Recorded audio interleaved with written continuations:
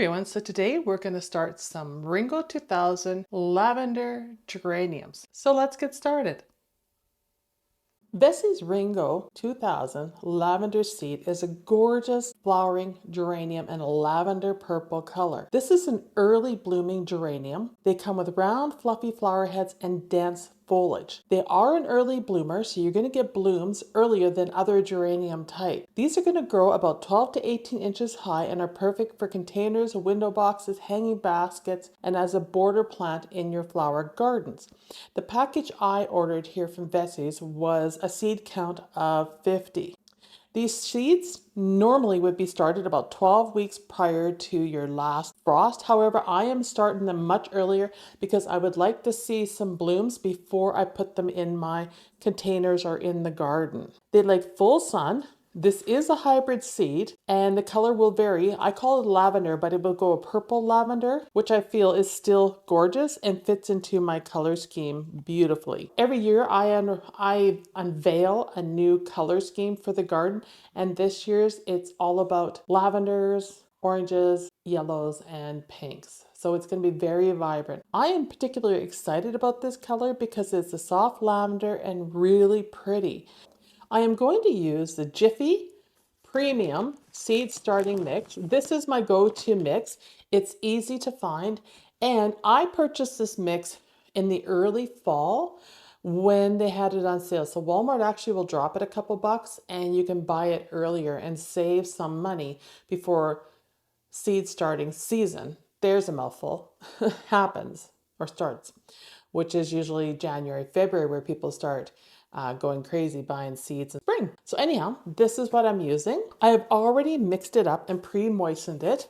And I'm using a glove today, you guys, because my nails are nice and clean and I don't want to have to clean them, scrub them again and file them down again, because I just filed them and made them look decent for unmanicured nails.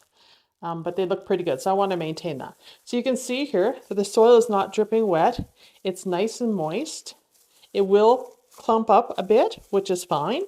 And I did pick out a few twigs and stuff that were in this mix. So that is good. Let's look at the seed now. I put a paper towel down here to show you what the seed looks like. And you can see the package.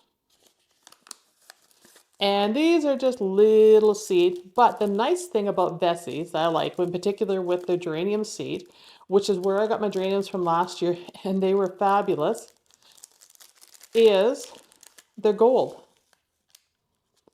So they're pelleted and they're gold. So much easier to plant. So that is supposed to be approximately 50 seeds there. Bessie's is my go-to for seeds. Bessie's and Johnny's so far. There is a few others that I like to use, but these are my main ones I go to. I like the way Bessie's is expanding their supply of seeds and the varieties that they have. I also like the fact that if you have any issues with them, they respond immediately and they make things right with you as a customer. So definitely I will keep using Bessie's, and their shipping is super fast. So let's get these geranium seeds planted. I'm going to give you a close-up look here of how tiny those are. I mean, I've dealt with worse, like delphinium seed is super tiny. So this is pretty good. Plus these are gold so you can see them. So the first thing I'm going to do is I'm going to fill the seedling tray with the seedling mix soil. And I got my glove on and I'm just going to randomly put it in and then we'll come back and smear it over. This is always such a messy job. I don't have a greenhouse to do this in, so I do it in my kitchen, you guys. So it can be a bit messy, but hey, kitchens are always messy and got stuff going on. And I just use my fingers to push them in the holes. You don't want to pack them too much, but you definitely want to make sure you got enough dirt in these holes, because once they're watered, they tend to pack down a bit more. So just pushing that in. And we have 50 seeds, so I'm going to cover 50 holes. Oh, that didn't come out right, but you know what I mean. So there's 9 in each one of these little trays, or 9-ups as we sometimes call them. Not bad. That's 18 right there. And I'm just going to pull that over. When I did these last year, I said I wasn't going to use any bottom heat, but I did try it. I actually didn't even buy a grow mat. I used my heating pad. I just kept an eye on it and would turn it on for like an hour or so if I was watching TV, because I put these in the living room on a table. And you know what? They didn't even need it. So if your house is really cold, or your greenhouse, depending where you're starting these, then you might want to use bottom heat. But I'm doing this in my house and we keep the heat usually around 71, 72. We're the kind of people that like things warm. So I don't think the bottom heat's really necessary. They germinated super fast too, so that definitely wasn't an issue.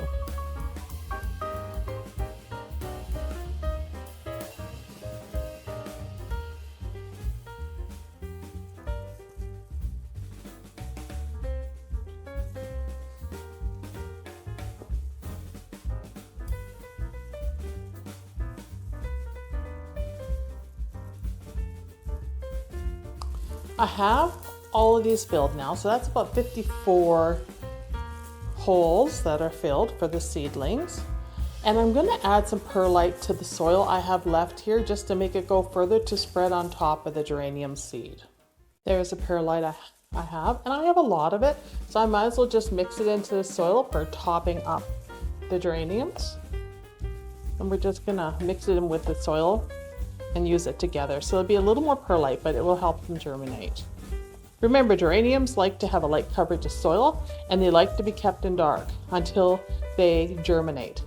So last year I wrapped them in tea towels or a towel completely so there was no light. Worked perfectly. So that's what I'm going to do again. I'm just going to mix a little bit more in.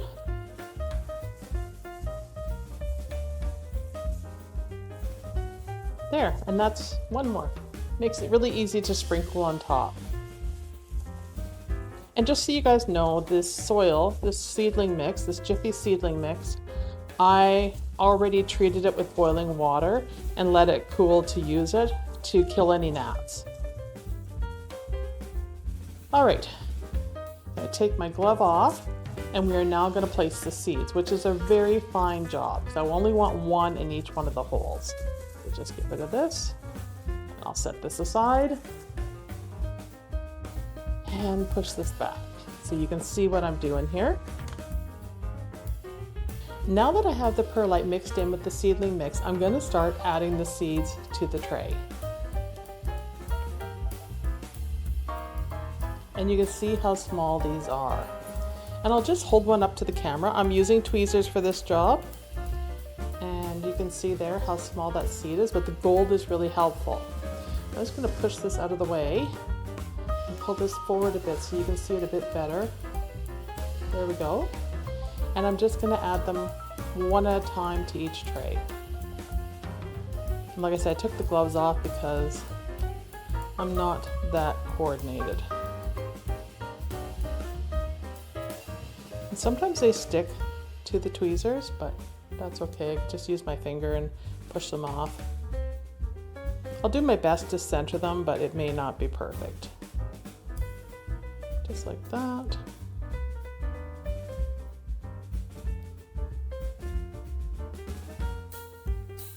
Oops, got an extra one. That's what I mean. It's easy to drop them. My fingers, I'm so clumsy. I consider myself a fat finger girl, as in sometimes I even fat finger when I text, that I definitely find the tweezers increase my accuracy. I don't know how else to describe that other than the way I did. It may have came out kind of strange, but you get the point. I'm just gonna smooth this out a bit so it's easier to see. A little rough there. That's better.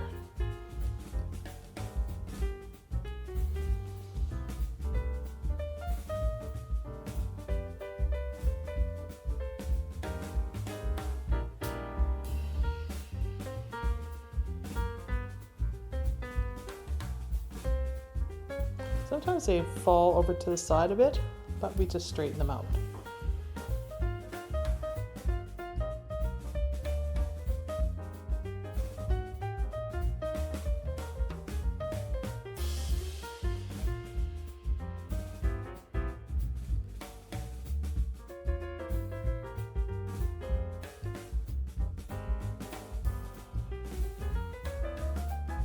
All right, so that is exactly, like we have 54 in here, minus 3, we actually had 51 seed.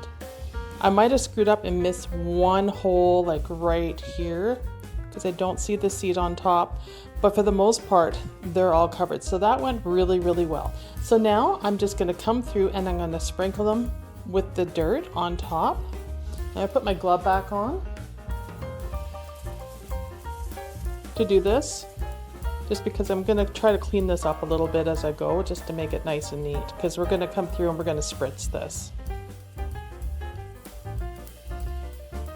Not bad. So you can see how light this is now and how easily it's going to cover this seed. I'm just going to push them down as I go a bit. There's nothing over there, so no use pushing that in. You can see how that's going to go there.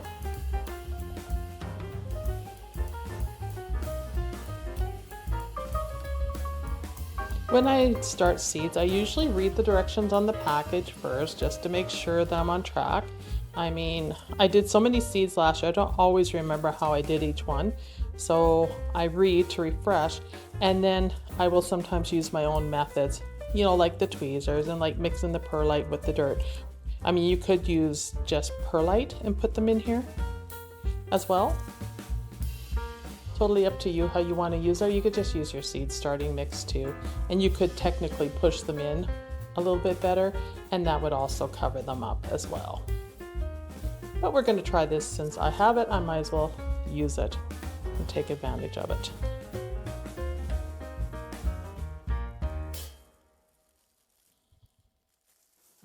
This way I know they're well covered. Just to see the edge there. Also, if I didn't get the holes filled deep enough, this will also help to compensate for that, where maybe the soil wasn't pushed down far enough. So I can see a little crevice right there on the corner, so we're just gonna fill that. I'm just gonna make good contact with it.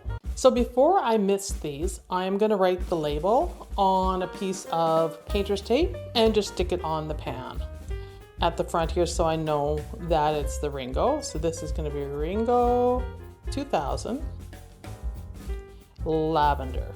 You can't miss that with that red marker.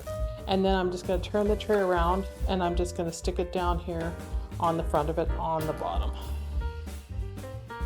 All right, let's mix these in now. I don't have a battery operated sprayer, so I just use what I have. And it works.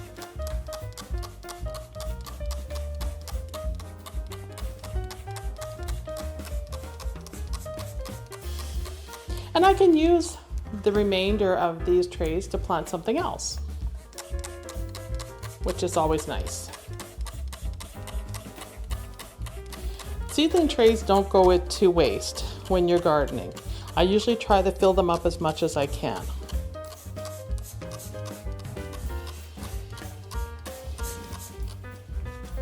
I'm going to put the tray cover on now. So we want to keep the humidity in because that will help them germinate. And I'm just reusing seedling trays I had from last year. And we're going to move it to its forever home, and then I'm going to wrap it.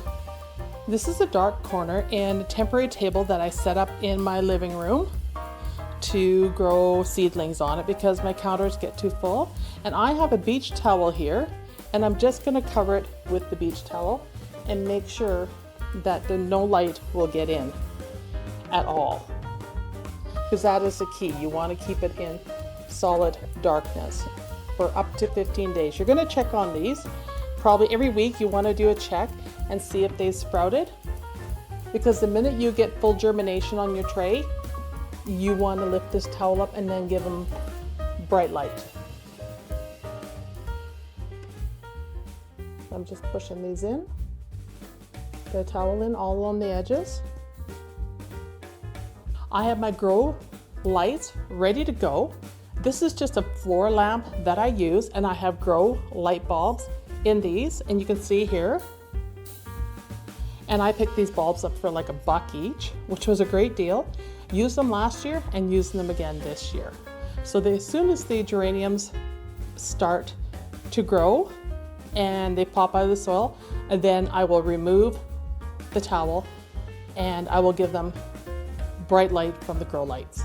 So I hope you enjoyed that video. This year I'm trying to start my geraniums and some of my plants a little bit earlier so I can see the colors for when I plant them, and then I won't be planting so blind. Last year I bought a lot of mixed ones, and because I started them so late, I couldn't see the colors until they were already in the pots. Things worked out because flowers are pretty versatile, and a variety of colors seem to work together, and it was kind of fun. But this year I want to try to plan ahead a bit more and be able to determine what I'm planting before I put it in the pots and have my color scheme figured out. So thanks for watching, and I'll see you in the next video. Bye!